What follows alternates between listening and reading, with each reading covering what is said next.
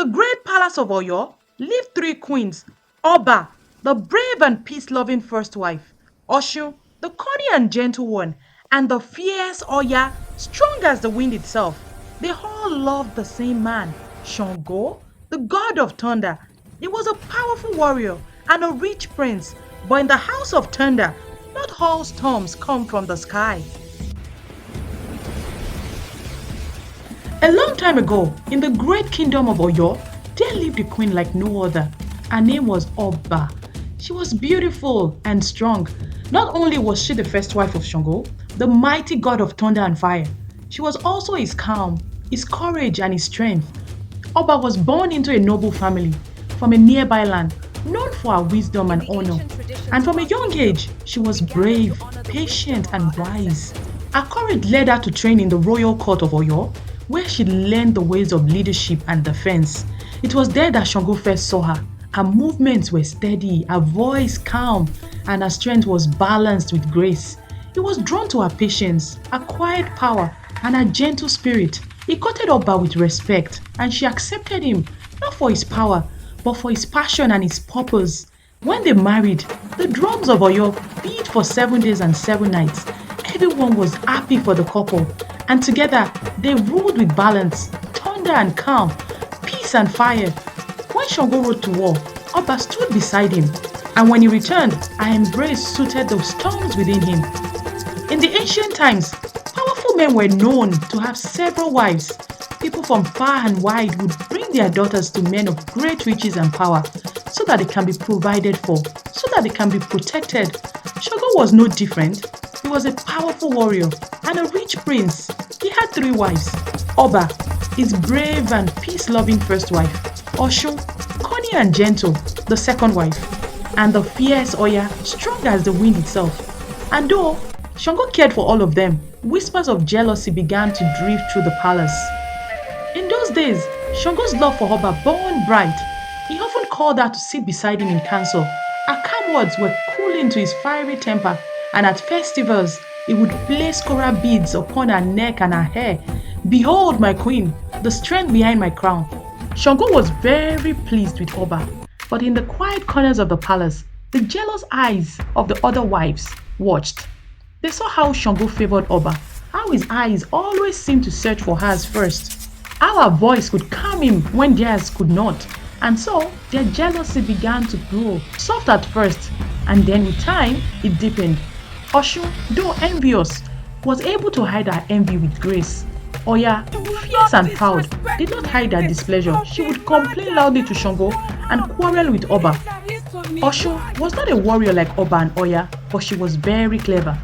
She knew she could not defeat Oba in battle, so she chose another weapon: trickery. Oshun studied Oba closely, and she saw that her greatest weakness was her love for Sango. She decided she would not fight Oba's sword, she would twist her heart. One day, as Oba was preparing the royal meal for Sango's return, Oshun came to her smiling. "My dear sister, I know the secret to make Sango love you even more than he already does. The secret to make him love you in this world and the next." Oba looked at her with doubt, but she loved Sango so much and she would do anything for him. Oshun whispered to her, "If you wish to hold Sango's heart forever, you have to show him how much you love him. You have to show him how much you care. You have to show him that you can sacrifice anything for him. Add a piece of yourself, the most precious part of your body, to his food. When Sango tastes it, he will know your love for him has no limits. Don't you think this is a small price to pay for eternal love?" Oba hesitated, but her love for Sango was pure and true. And so she believed Oshun because she has always been good to her. And in a painful act of devotion, with tears in her eyes, Oba sacrificed the most beautiful part of herself, her years, and she used it to prepare soup for her husband, Ashango. She did this act not out of foolishness, but out of limitless and devoted love. When Shango returned from war, mighty and proud, he called on his favorite, Oba, and she came running to him with excitement, ready to show him how much she loved him. She served him his food, beaming with smiles. And before he could eat, the mischievous Oshun came out of hiding. "My king, you better take a good look at the food you are about to eat. Your beloved Oba has prepared you a special meal." Shango took a closer look at his food and noticed the year in it. He looked at Oba in shock, And in that instant, also noticed the head wrap covering the side of Oba's face. Shango removed the head wrap and he could not believe what he saw. Oba, what What have you have you done? done? Shango was known for his fiery temper across the land. The walls shook with his voice, lightning flashed across the sky. Have you lost your mind? What madness is this? It was for love, my lord, for you. But Shango's anger made him deaf to her pleas. All he could see was the ear in his food and not her pure heart. Shango loved beautiful women, and as he stared at her, he felt shame instead of love. All he could think of is that his wife has only 1 year. You have dishonored me. You have dishonored yourself. Leave my sight. Shame washed over Oba. She, the proud warrior, was betrayed by Oshun, a mere woman of no strength, and rejected by the very man she loved, and with nowhere left to turn. The loyal and brave Oba was broken.